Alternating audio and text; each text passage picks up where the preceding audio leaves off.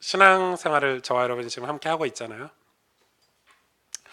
여러분이 신앙생활을 어떻게 하고 있는지 이제 제가 한 4년, 5년 이렇게 교회를 이렇게 어떤 목적을 두고 제가 목회를 해왔기 때문에 어떤 열매들이 이렇게 이제 드러나기 시작해야 되는데 저는 여러분이 여러분 삶 속에서 이런 대표님처럼 그런 아름다운 신앙인으로 각자의 삶 속에서 이렇게 꽃을 피웠으면 참 좋겠다, 이런 생각을 많이 하고 있습니다.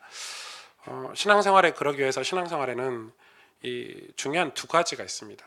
특히 오늘 저희 교회 처음 오셨거나 또 저희 교회 와서 신앙생활을 처음 시작하신 분들은 이 부분을 꼭 이해를 하셔야 되겠죠. 하나는 뭐냐면 하나님과의 만남입니다. 그리고 또 하나는 뭐냐면 하나님과의 동행입니다. 그래서 신앙생활의 두 가지는 만남과 동행으로 이루어져 있습니다. 둘 다 간단하진 않죠. 둘 다 간단하진 않지만 이 만남과 동행 중에 우리 입장에서 피부적으로 느낄 때 부담스러운 것은 뭘까요? 물론 만남이라는 게 없으면 동행도 불가능하죠. 그렇죠? 만남이 없으면 동행도 불가능해요. 그런 의미에서, 그런 측면에서는 만남이 훨씬 더 중요하죠. 사실은 중요하지만, 그러나 만남보다는 동행이 훨씬 더 까다로워요. 훨씬 어려워요.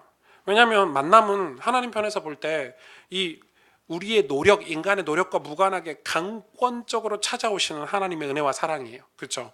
우리 예수 그리스도 만나는 거 거의 강권적인 거잖아요.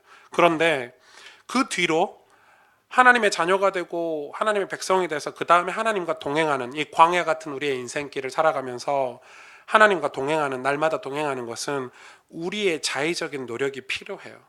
그렇기 때문에 사실 동행이 훨씬 더 어려워요. 결혼과 마찬가지가 아닌가 생각해요.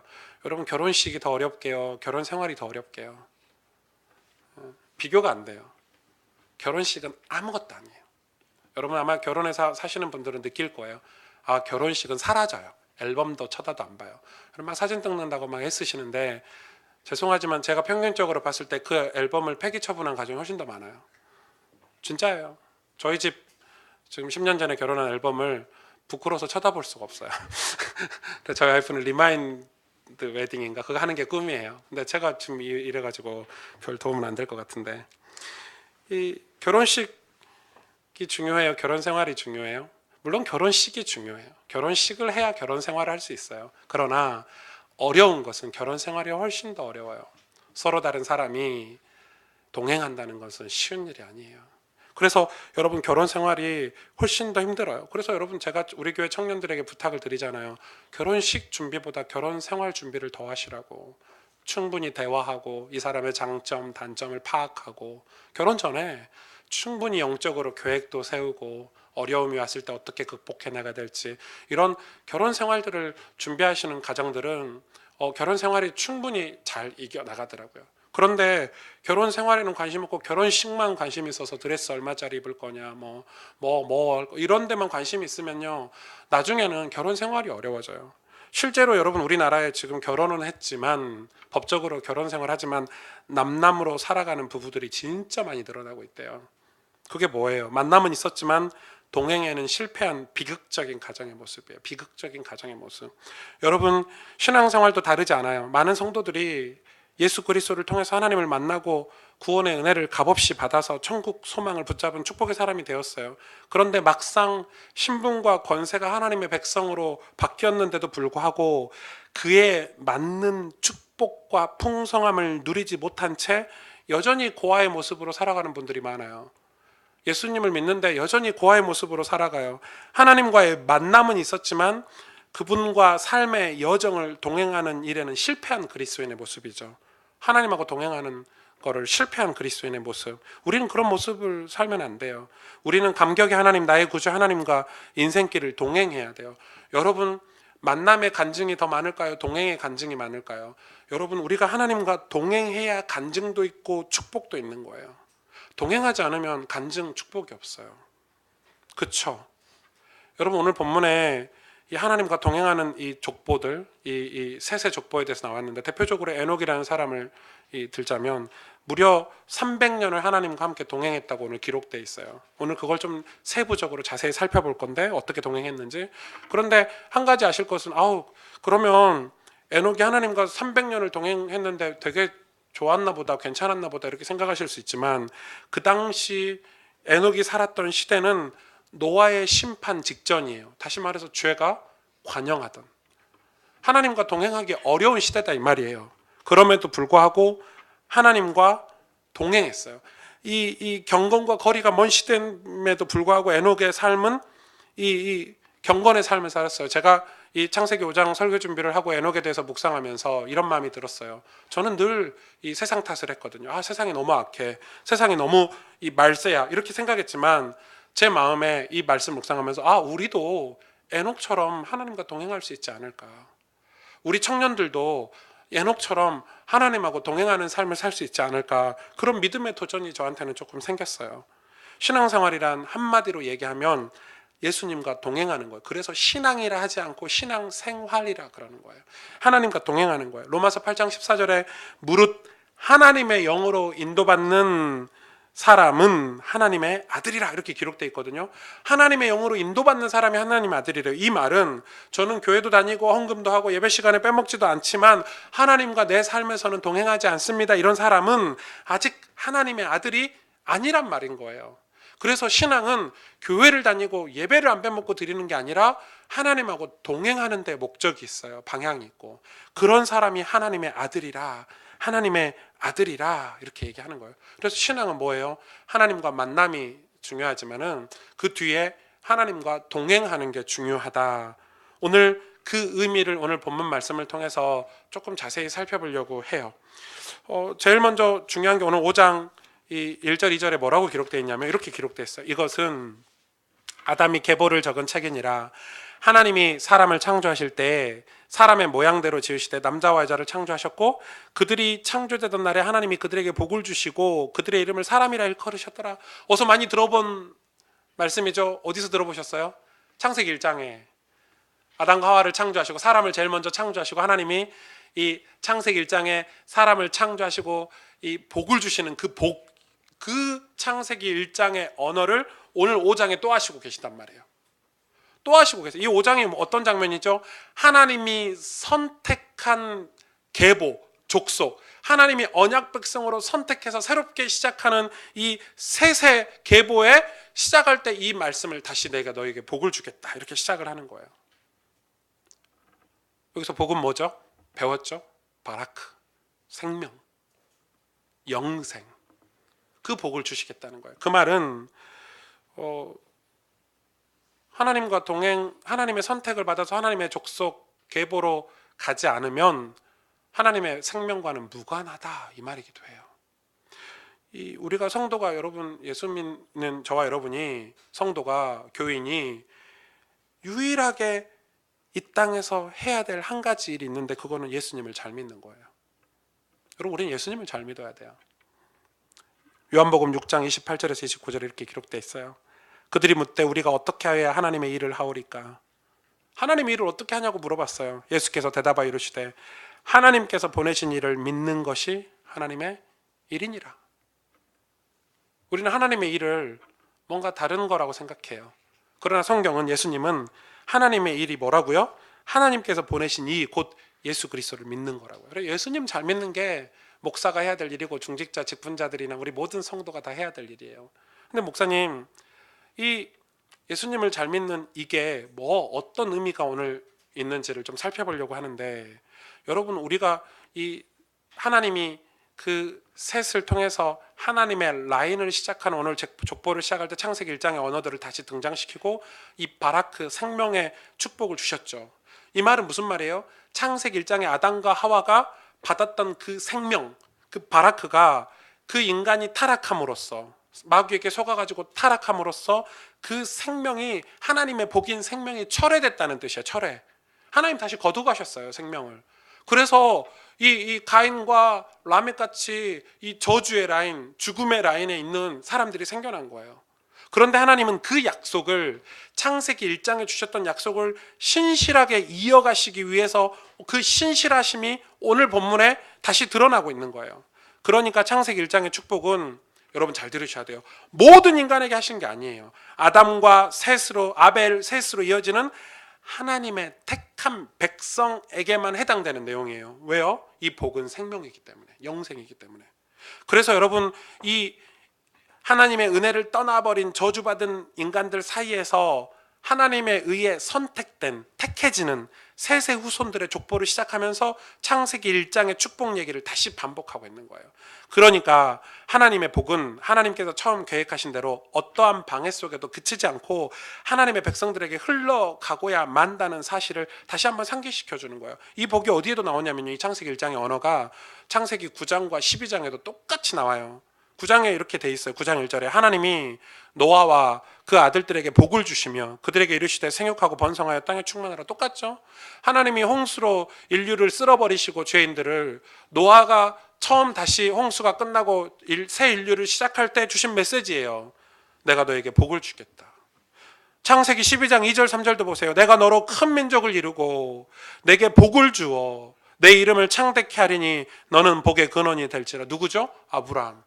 하나님이 그 타락한 우상을 섬기던 시대에 아브라함을 택하셔서 건지시면서 주신 메시지예요. 내가 너에게 복을 주겠다. 뭐요? 생명. 내가 너에게 복을 주겠다. 그런데 여러분, 이 노아 때나 아브라함 때나 이때는 공이 그 사람들의 죄악이 세상에 관영했을 때예요. 특히 보세요. 하나님이 아브라함을 믿음의 조상으로 선택하시잖아요. 그죠? 복의 근원으로 택하셨어요. 그런데도 한 가지 여러분 우리가 확인할 수 있죠. 그 아브라함이 어디서 무슨 일을 했죠? 자기 아버지 데라와 갈대우르에서 뭐 했어요? 우상을 만들어 팔았어요. 하나님이 얼마나 사람이 없으면 우상 만드는 사람을 믿음의 조상으로 택하셨겠어요. 얼마나 신실한 사람이 없으면 우상을 만들어서 팔아먹는 그 집의 자녀를 믿음의 조상으로 택했냐면 그만큼 타락했다는, 그만큼. 노아 시대는요, 노아 말고는 택할 사람이 없었어요. 노아 말고는 택할 사람이 없었어요. 이 생명을, 영생을 줄 사람이 없었어요. 그만큼 타락하고 관영한 시대예요. 죄가 관영한 시대예요. 그런데 하나님께서 직접 찾아오셔서 당신이 선택한 어떤 사람들에게 복의 회복을 이야기하시는 거예요. 오늘 이 본문의 복 이야기는 다 죽어야 될 세상 속에서 노아와 아브라함에게 언약하셨던 것처럼 선택받은 어떤 무리, 저와 여러분에게 복을 회복시키겠다는 얘기예요. 그런데 이 복을 회복시켜야 되겠다는 이 얘기를 오늘 왜 족보를 통해서 우리에게 보여주시는지 그걸 살펴보려고 해요. 여러분, 여기서 한 가지 점검하고 짚고 넘어가야 될 것은, 기억해야 될 것은 이 복의 출발은 항상 하나님이에요. 그렇죠? 근데 오늘 구약 성경은요, 이 복을 항상 아버지로부터 장자에게 있도록 율법에 말씀하셨어요. 그래서 여러분, 아버지가 이 복을, 이 축복권을 누구한테 주냐면 늘 장자에게 줘요. 근데 여러분, 장자가 아닌 사람이 받은 경우가 있어요. 누구죠? 뭐 야곱 같은 사람.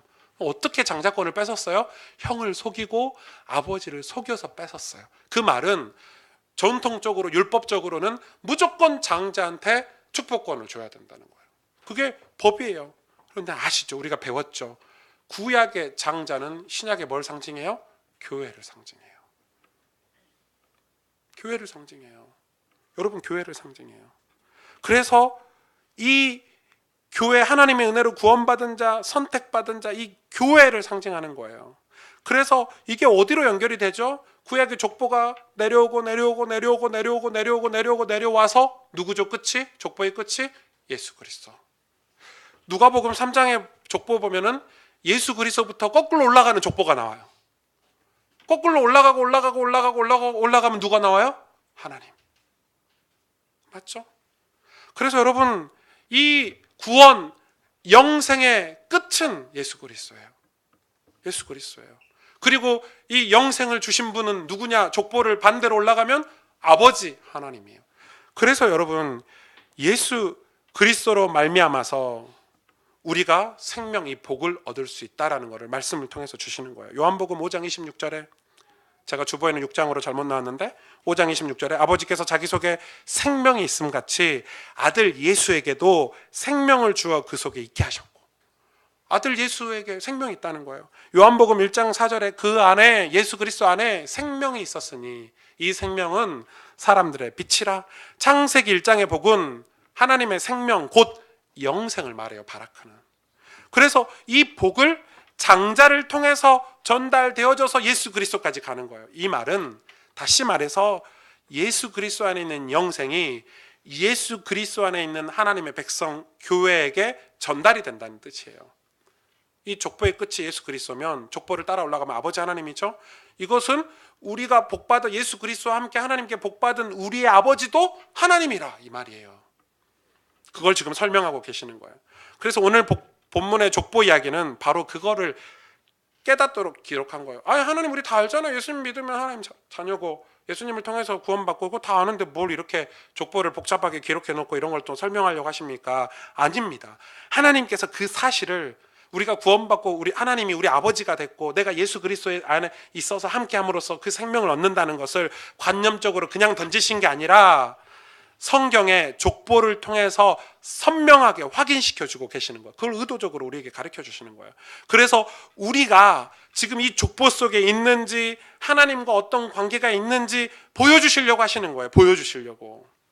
그래서 이 족보가 그냥 관념적인 언약이 아니라 우리에게 사실적인 언약이 되도록 우리에게 가르쳐 주시는 거죠. 여러분, 하나님께서 당신의 백성들, 구원받은 선택한 백성들에게 주시는 언약이 무엇입니까? 천지창조의 목적이 무엇이에요? 뭐죠? 우리를 하여금 아버지 하나님과 부자지간으로 살게 해서 우리가 아버지를 닮고 아버지의 영광이 우리 삶에 드러나도록 하는 것이 바로 하나님의 창조 목적이에요. 그래서 언약은 뭐죠? 하나님이 나의 아버지가 되고 나는 하나님의 아들이 된다는 거예요. 그걸 하나님이 이 애굽 땅에서 이스라엘을 꺼내면서 하신 약속이에요. 나는 너희 아버지가 되고 너희는 내 자녀가 될 거다. 그게 언약이에요. 그래서 아버지와 함께 부자지간으로 영원히 살면서 우리가 아버지를 닮아 아버지의 성품과 속성이 세상에 드러나면서 사는 그런 창조 목적을 위해서 살아가는 게 언약의 궁극적인 내용이에요.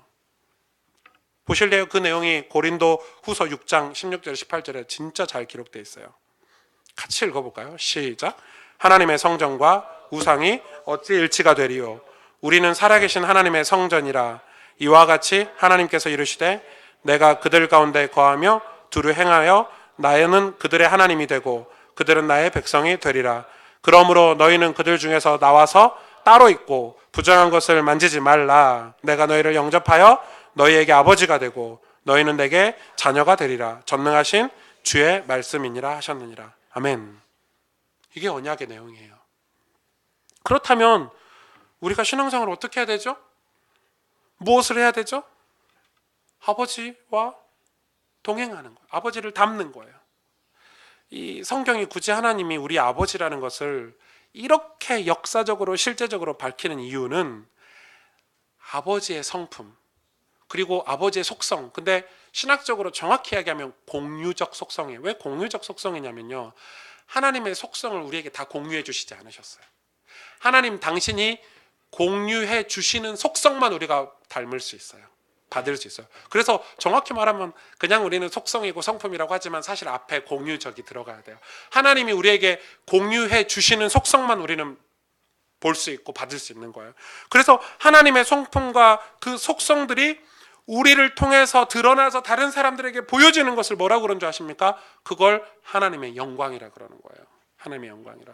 그래서 우리가 하나님의 성품과 속성을 닮아 그 삶을, 속성을 담는 삶을 살아내는 것을 하나님의 영광을 드러내는 삶이다 이 말이에요. 여러분, 교회 가고 헌금 많이 하고 이상한 짓 하면서 사는 게 하나님의 영광을 드러내고 뭐 부자가 되고 사업체를 크게 하는 게 하나님의 영광을 드러내는 게 아니라, 정확히 성경에서는 하나님의 성품을 닮아서 하나님의 속성을 닮아서 그것이 나를 통해서 드러나는 게 하나님의 영광을 드러내는 삶이다 이 말이에요. 사람들이 그러잖아요. 아유, 하나님께 영광 돌리게 해주세요. 아유, 하나님 내 사업이 잘 돼서 하나님께 영광 말은 하나님께 영광 돌리게 해달라고 기도하지만 하나님께 영광 돌리는 거에 대한 구체적이고 정확한 성경 안에 신학적인 내용은 아무도 몰라요. 뭐 하나님께 영광 돌리는 게 뭐야? 돈 많이 버는 거야? 헌금 많이 하는 거야? 사업을 크게 하는 거야? 아니에요. 다 틀렸어요. 뭐죠?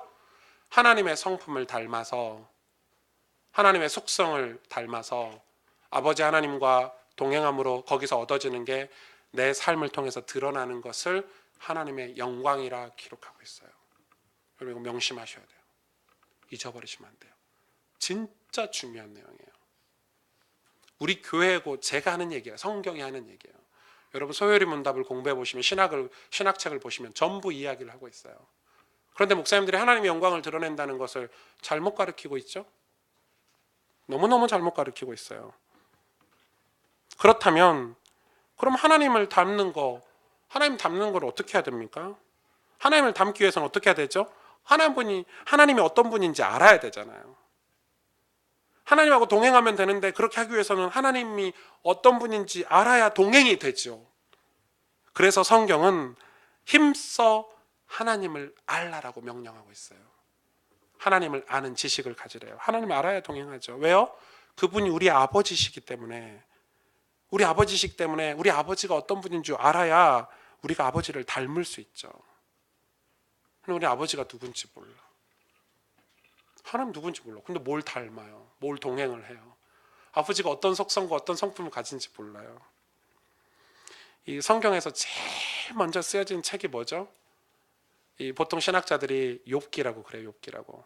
이 욥기 족장시대 욥기의 내용들을 살펴보면 아마 욥기가 성경 중에서 제일 먼저 쓰였을 것이다 라고 이제 대부분의 신학자들 한 99%가 욥기가 제일 먼저 쓰여진 성경일 거다. 역사적 기록에. 여러분 욥기가 제일 먼저 쓰여졌으니까 욥기 내용이 중요하겠잖아요. 우리가 흔히 욥기 내용을 보면 이 욥기 내용에 이런 게 써 있을 거라고 대부분 목사님들이 추측을 해요. 권선징악. 착하면 축복하고 악하면 저주하고, 그래서 그런 문제로, 권선징악의 문제로 이 착하게 살면 상 받고 죄를 지으면 벌을 받는 그런 잘잘못에 관한 상과 벌을 주는 그런 종교에 대해서 기록됐을 거라고 생각하지만은 욥기는 그런 내용이 아니죠. 우리가 지난 새벽기도 때 욥기 강해를 했잖아요. 욥기는 어떤 내용이에요? 하나님이 누구신지 알고 그분께 온전히 항복하는 내용이 담겨져 있어요. 그게 첫 성경의 내용이에요. 왜 첫 성경에 하나님께서 그런 내용을 쓰셨죠? 그분을 아버지로 인정하는 것이 기독교라는 메시지가, 하나님이 우리의 아버지이기 때문에 그 아버지 앞에 그 아버지라는 걸 인정하고 그분 앞에 굴복하라는 메시지가 최초의 성경 욥기에 담겨져 있는 거예요. 욥은요, 하나님께서 당대 의인이라는 칭호를 받게 했어요. 그 말은 그만큼 선하게 살았어요. 욥은 너무너무 선하게 살았어요. 법 없이도 살 사람이었어요. 그런데 뭘 주셨죠? 하나님이 환난을 주셨어요. 여러분 그냥 보통 환난 아닌 거 아시죠? 완전 빈털터리에 가족들 다 죽이고 다 떠나가고 혼자 남았는데, 혼자 남은 그 몸뚱아리도 질병에 걸려가지고요, 기와장으로 자기 몸을 긁게, 완전히, 그러니까 어떻게 하루아침에 동방의 부자가 의인이 그렇게 망할 수 있을까 할 만큼 완전히 망하게 했어요, 하나님이. 그랬더니 욥이 친구들을 부르죠. 친구들에게 이렇게 따져요. 너희들 중에 누가 나에게 내가 무슨 잘못을 했는지 지적해봐라, 이렇게 말해요. 그 말은 자기가 하나님 앞에서 온전히 살았다는 것을 자신한다는 말이잖아요. 너희들이 내가 틀리게 살았는 걸 지적해봐라. 그래 막 친구들이 지적해요. 그랬더니 욥이 다 답변하죠. 너네들 지적한 거 다 틀렸어 이렇게 얘기해요. 그렇게 온전히 살았어요. 그 말은 욥이 지금 자신이 이해할 수 없는 고난을 받았는데 이 고난이 왜 받았는지 모르는 거예요. 권선징악의 문제가 아닌 거예요. 권선징악을 메시지가 아닌 거예요, 기독교는. 나중에는 욥이 하나님께 항변을 해요. 욥이 뭐라고 항변하죠? 하나님, 제가 도대체 뭘 얼마나 그렇게 잘못했습니까? 그랬더니 하나님께서 욥기 38장부터 39장, 40장 무려 3장에 걸쳐서 하나님 당신이 무슨 일을 하셨고 누구인지를 욥에게 너무 자상하게 설명을 해요. 38장 1절에서 7절만 맛보기로 한번 보실래요? 그때 여호와께서 폭풍우 가운데 욥에게 말씀하여 이르시되 무지한 말로 생각을 어둡게 할 자가 누구냐? 너는 대장부처럼 허리를 묶고 내가 내게 묻는 것을 대답할지니라. 내가 땅에 기초를 놓을 때 내가 어디 있었느냐? 내가 깨달아 알았거든 말할지니라. 누가 그것의 도량법을 정하였는지, 누가 그 줄을 그것 위에 띄었는지 내가 아느냐? 그것을 주추는 무엇 위에 세웠는지 그 모퉁이 돌을 누가 놓았느냐? 그때 새벽별이 기뻐 노래하며 하나님의 아들들이 기뻐 소리를 질렀느니라. 이렇게 하나님이요, 창세기 38장부터 창조의 세계, 하나님이 지금 내가 누구인지 어떤 신인지를요 자상하게 설명하니까 욥이 그때 가서 항복을 해요. 항복을 하는 게 42장에 나왔죠. 42장 1절에서 6절에 욥이 여호와께 대답하여 이르되 주께서는 못하실 일이 없사오니 무슨 계획이든지 못 이루실 것이 없는 줄 아오니 무지한 말로 이치를 가리는 자가 누구니까. 나는 깨닫지도 못한 일을 말하였고 스스로 알 수도 없고 헤아리기도 어려운 일을 말하였나이다. 내가 말하겠사오니 주는 들으시고 내가 주께 묻겠사오니 주여 내게 알게 하옵소서. 간절히 기도하죠. 내가 주께 대하여 귀로 듣기만 하였사오나 이제는 눈으로 주를 배옵나이다. 그러므로 내가 스스로 거두어 드리고 뭘요? 교만을 거두어 드리고 티끌과 제 가운데서 회개하나이다. 나는 의인이었다. 이 말이 다 거두어 드렸어요. 하나님을 만나 뵙고 나서. 이게 욥기의 메시지예요.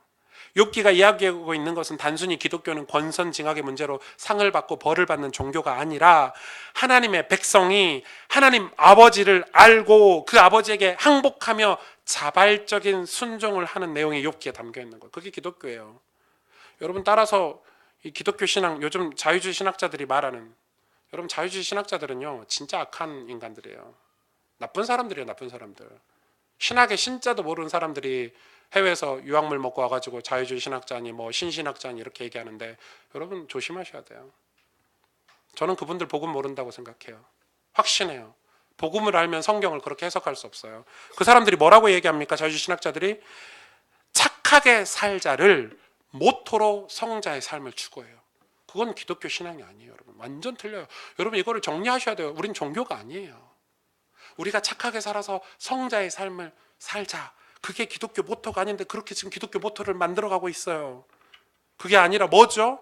하나님을 배우고 하나님을 알며 그 하나님이 우리의 진짜 아버지라는 것을 올바로 인식하고 그분을 전적으로 믿고 신뢰하고 의뢰하는 믿음이 기독교예요. 여러분 이걸 구분할 수 있어야 돼요. 정리할 수 있어야 돼요. 그때 우리는 하나님 아버지를 닮아가기 시작하는 거예요. 그걸 인정할 때 욥이 드디어 신앙생활을 시작하는 거예요.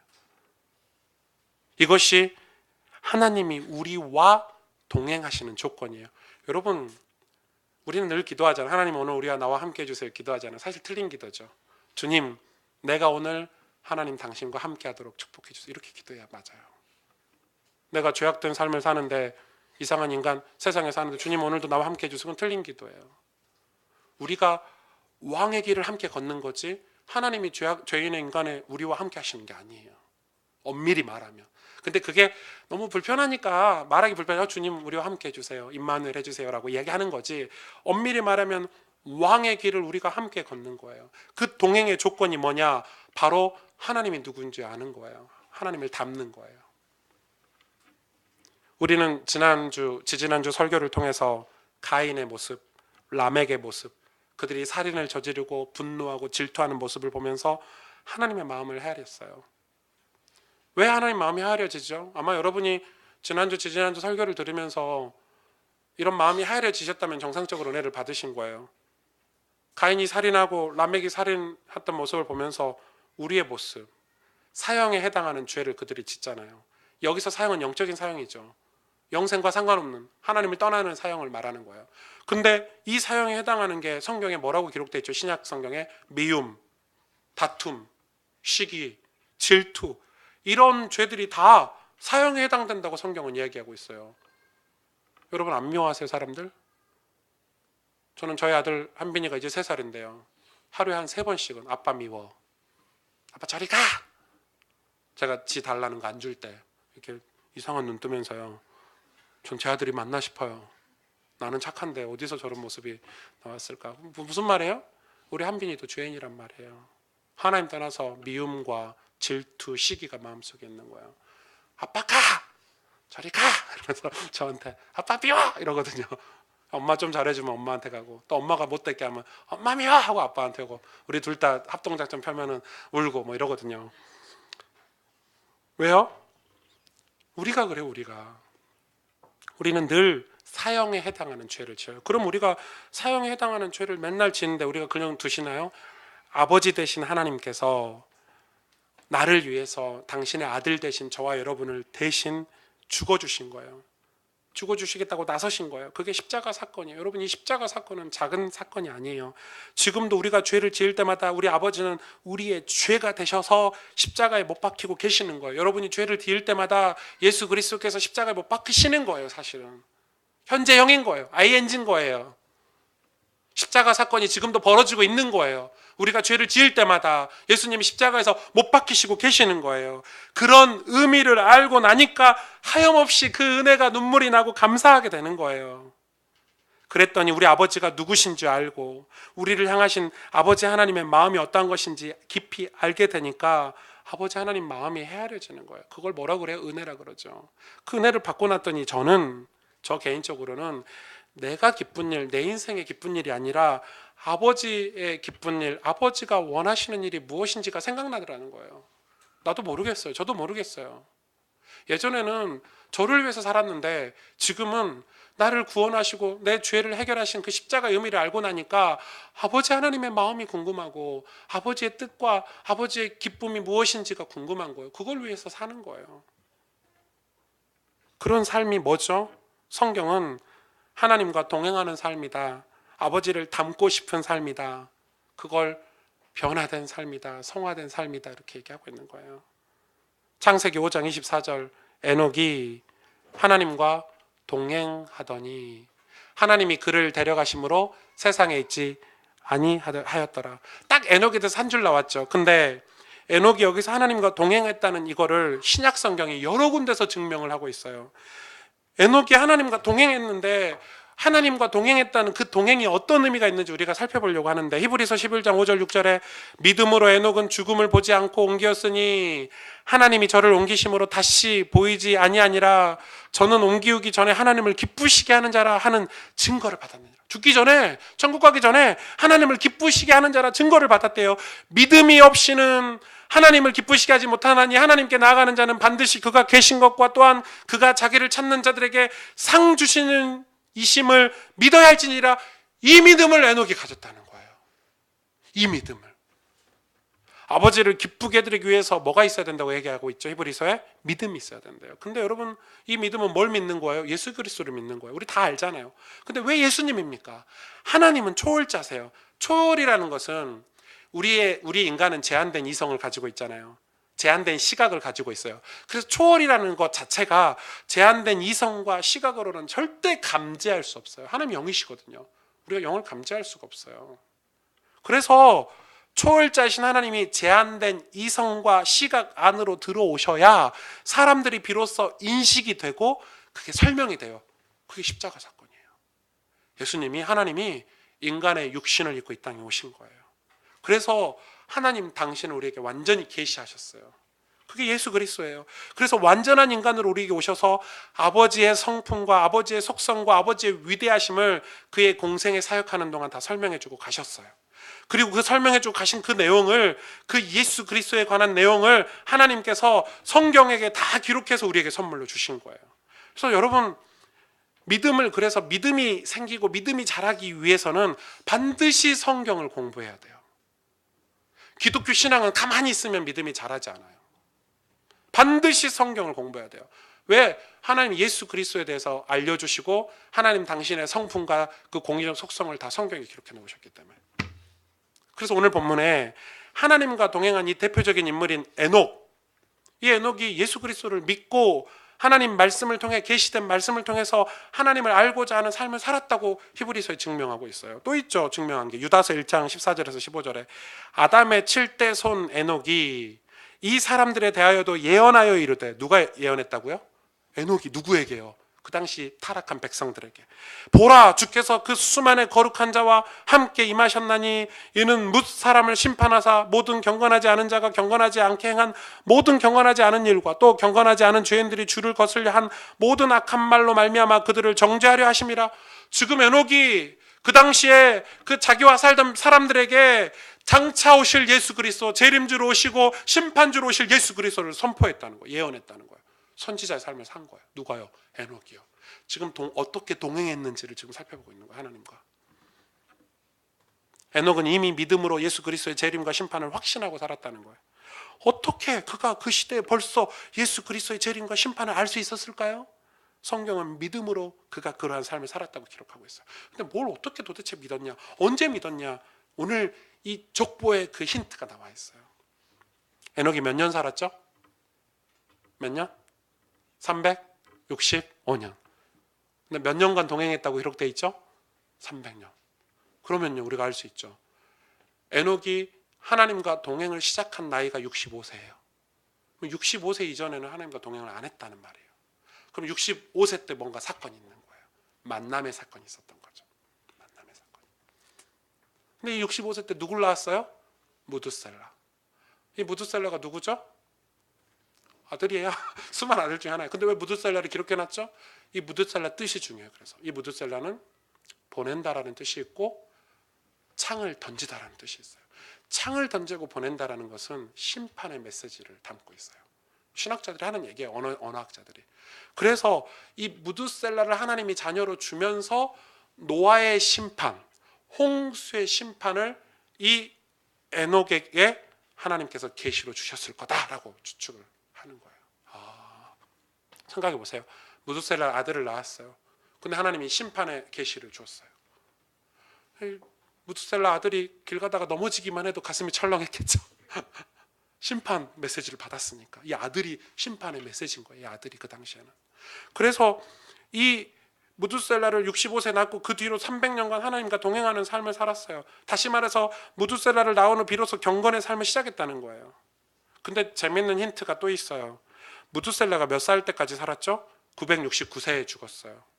무드셀라가 태어나서 969세에 죽었는데 무드셀라가 960세 죽은 해가 바로 노아가 600세 되던 해예요. 그 말은 노아가 600세 되던 해에 뭐가 시작됐죠? 홍수 심판이 시작됐어요. 정확하게 무드셀라가 969세에 죽을 때 노아의 홍수 시대가 시작된 거예요. 놀랍지 않아요?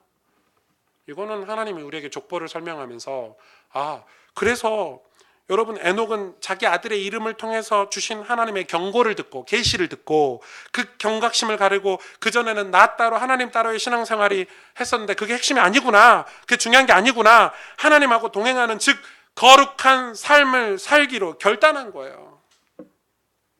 그 결단, 그 믿음의 결단을 하기 시작한 거예요.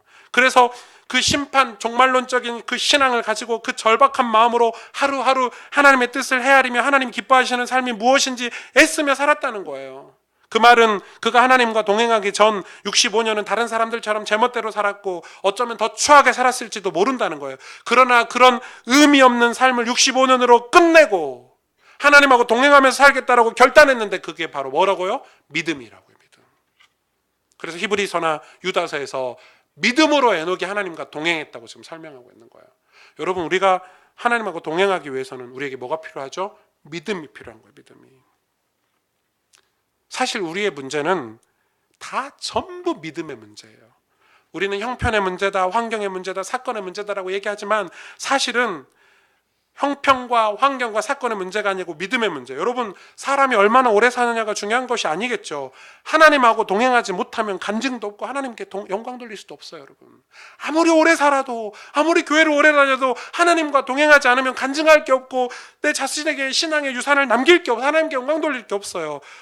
흔적은 남을 수 있겠어. 다 떨어진 성경책과 찬송가는 남을 수 있지만 전능하신 하나님이 내 삶에 동행하시고 축복하신 흔적은 없을 수 있는 거예요. 우리가 신앙생활을 동행에 포커스를 맞추지 않으면 우리 삶에 간증이 없어요. 여러분. 미가 6장 8절, 사람아 주께서 선한 것이 무엇임을 내게 보이셨나니. 하나님이 선한 게 우리에게 보이셨죠. 복음을. 여호와께서 내게 구하시는 것은 오직 정의를 행하며 인자를 사랑하며 겸손하게 내 하나님과 함께 행하는 것이 아니냐.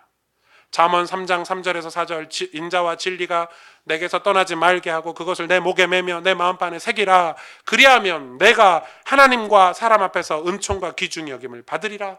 하나님이 저와 여러분을 만나고 선택하신 저와 여러분에게 요구하시는 것은 바로 하나님과 함께 행하는 믿음, 그 믿음의 삶을 요구하시는 거예요. 그 삶을 살아야 우리가 정의와 공의를 이룰 수 있고 하나님의 사랑으로 세상을 살아갈 수 있다 이 말이에요.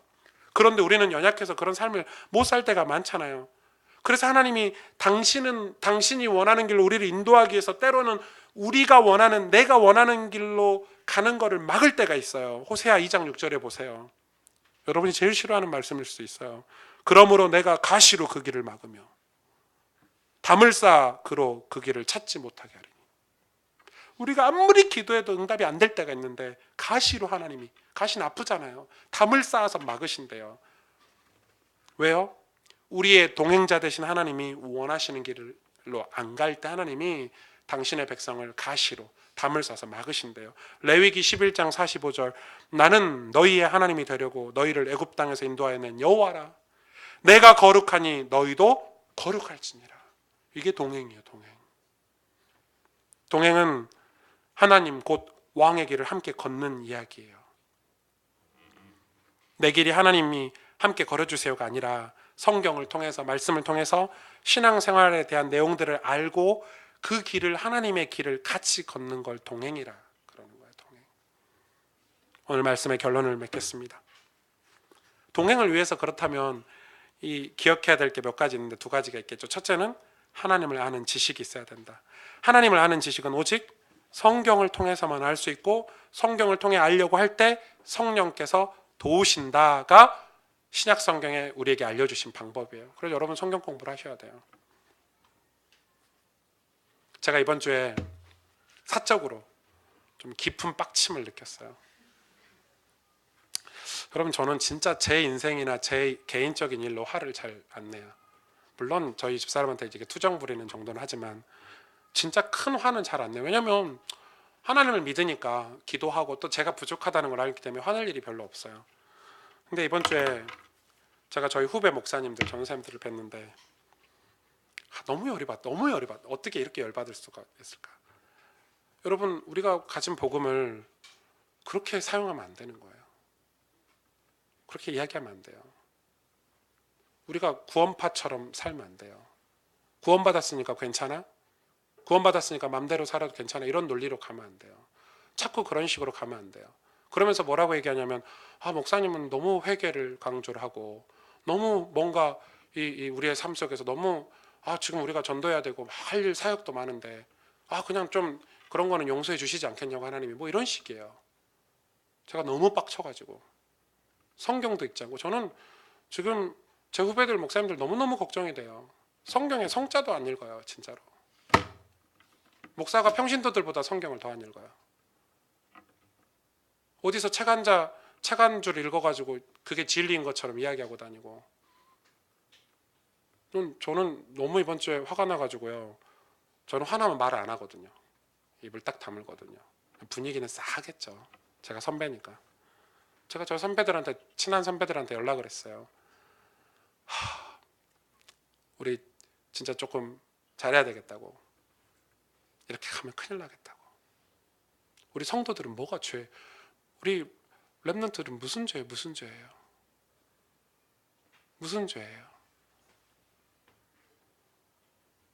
여러분, 성도들도 똑같아요.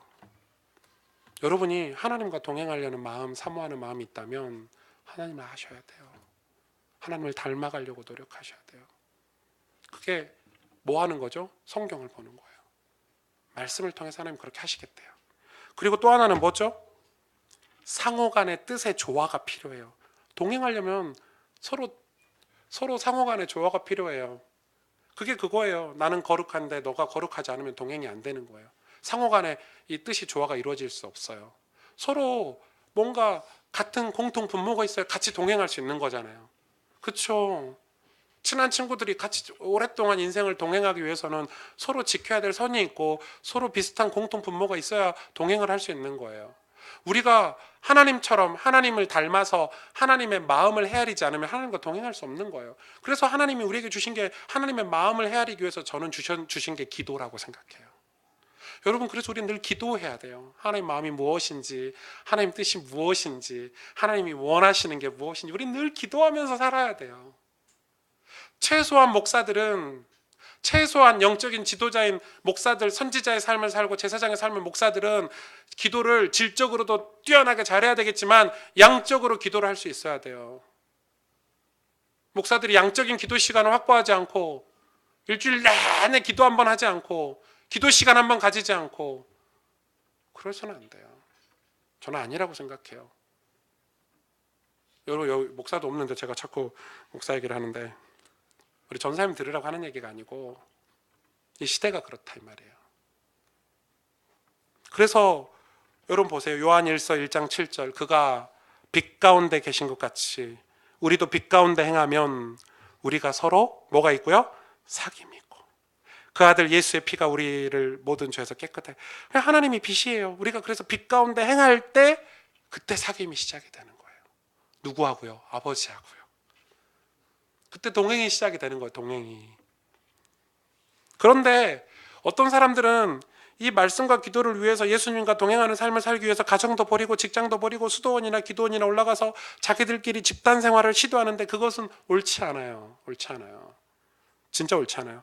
여러분, 에녹이 살았던 이 시대는요, 엄청 타락한 시대예요. 그런데도 성경은 기록하고 있죠. 에녹이 거기서 가정을 이루고 자녀를 낳고 하나님하고 동행하고 살았다고. 그 말은 힘들고 어려운 세상에서 하나님과 동행하고 살았다는 메시지예요.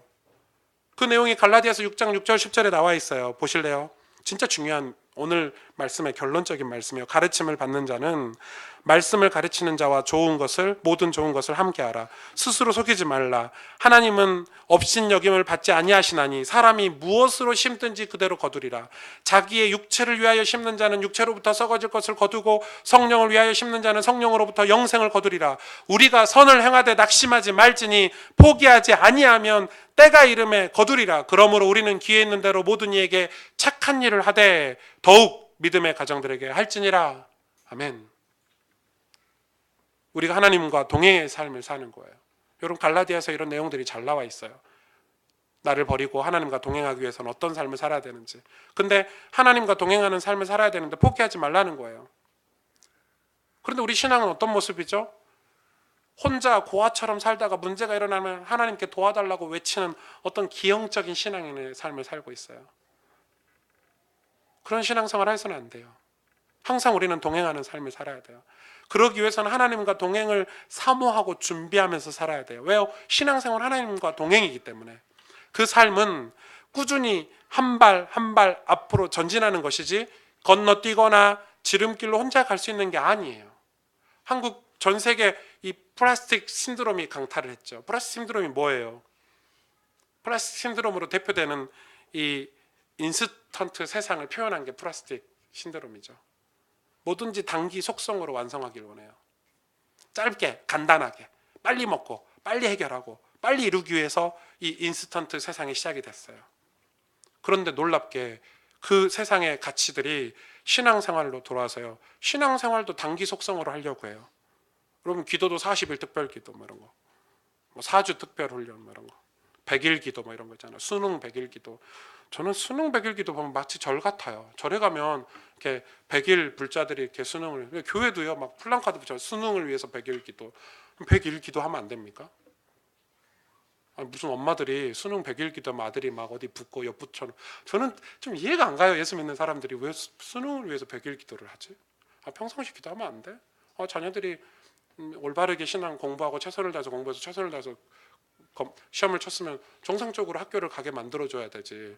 수능 100일 기도에서 안 되던 점수를 높여가지고 좋은 데 합격하게 만드는 거잖아요. 그거 자체가 불법이에요. 그 마음 자체가. 그래서 저희 교회는 수능 100일 기도 이런 거 안 해요. 수능 100일 기도 하려면 다 해야 되잖아요. 직장 100일 기도, 애 낳는 거 100일 기도, 뭐 인생의 시간표마다 100일 기도 해야 되는데 얼마나 힘들어요 인생이. 그게 무슨 마음이죠? 단기 속성으로. 여러분 필리핀에 가면 3개월만 돈 내고 수업 받으면요 목사 안수 주는 데 있어요. 여러분 목사 되고 싶으시면 필리핀에 3개월만 갔다 오시면 돼요. 그런 목사가 한국에 10% 가까이 된답니다. 저는 신학생은 7년 이상을 공부해야 되고 목사가 돼서도 죽을 때까지, 원로 목사를 은퇴할 때까지 평생 공부하고 배우는 사람이 목사여야 된다고 생각해요. 안 그러니까요 교만하고 하나님의 뜻인지 하나님의 뜻이 아닌지 분별하지 못하고 살지 않습니까? 목사는 항상 배워야 돼요. 그래야 겸손하게 하나님의 뜻을 성도들에게 전달할 수 있어요. 맞죠? 배워야 돼요. 항상 배워야 돼요. 실력 있는 요리사는 항상 배워요. 실력 있는 기술자들은 항상 연구해요. 맞죠? 신앙생활이 무엇입니까? 동행이 무엇입니까? 한 발 한 발 걸어가는 하나님과 동행의 삶이 어려워가지고요. 뭐 무슨 신령한 은사를 받아서 단기 속성으로 내가 신앙의 위대한 반열에 오르고 싶은 그런 인간의 야망들. 그런 신앙생활은 없어요. 없어요. 아예 없어요. 한 발 한 발 하나님과 동행하며 이 인생 속에서 앞으로 꾸준히 걸어가야 하는 게 신앙생활이에요. 그렇게 한 발 한 발 하나님과 꾸준히 열심히 동행하다 보면 어느새 그분과 함께 천국에서 하나님 나라에서 동행하고 있는 자기 자신을 자각할 때가 와요. 그렇게 써놓은 거예요. 이 땅에서 엄연히 살아있던 에녹이 이 땅에서 갑자기 사라졌어요. 죽었습니까? 성경은 기록하고 있죠. 그가 어디에 있다고요? 바로 하나님 나라에, 하나님 품에. 이 땅에서 한 발 한 발 하나님과 동행하다 보니 어느 날 하나님께서 에녹아, 승주야, 오늘은 우리가 더 좋은 곳으로 가보자. 네가 이 땅에서 이제 수고했구나. 오늘 마음 단단히 먹고 더 좋은 곳으로 갈 테니 단단히 먹고 오늘 아침에 준비해서 나와라. 그렇게 천국 가는 거예요. 여러분, 우리 이렇게 멋있게 죽읍시다. 멋있게 하나님 품으로 가십시다. 아멘을 아무도 안 하시네. 죽기는 싫으셔가지고. 에녹은 하나님과 평상시에 똑같이 동행을 했잖아요. 똑같이 동행하다 하늘나라로 그대로 걸어 올라간 거예요. 그게 성도의 삶이에요, 여러분. 그러려면 하나님과 동행하기 위해서 여러분 마지막으로 한 가지 기억할 게 있어요. 다른 것을, 하나님이 아닌 다른 것을 바라보면 하나님과의 동행을 놓치게 돼요. 그쵸? 그쵸? 누군가와 같이 동행하려면 그 사람만 바라봐야 돼요. 결혼해서 제 와이프가 아닌 뭐 미스 코리아가 저를 유혹하면 제가 그 사람을 바라보면요, 와이프하고 신뢰관계가 깨져요. 이혼도 할 수 있겠죠. 파혼도 할 수 있겠죠. 마찬가지예요. 우리는 하나님과 동행하기 위해서는 하나님을 바라봐야 돼요. 하나님을 의지해야 돼요. 그게 말씀과 기도를 통해서 하나님을 바라보고 의지하는 거예요. 에녹은 그런 삶을 살기로 결단한 거예요. 그리고 믿음으로 산 거예요. 그냥 동행한 게 아니에요. 믿음으로 살고 하나님 말씀을 연구해서 이 재림과 이 심판을 사람들에게 선포하면서 산 거예요. 그게 동행의 삶이에요. 여러분은 지금 누구와 동행하고 계십니까? 돈입니까? 명예입니까? 자식입니까? 여러분 지금 누구를 바라보고 계십니까? 우리는 하나님을 바라보고 하나님과 동행하는 그런 축복된 이 언약의 족보를, 언약의 걸음을 함께 걷기를 원합니다. 기도하겠습니다.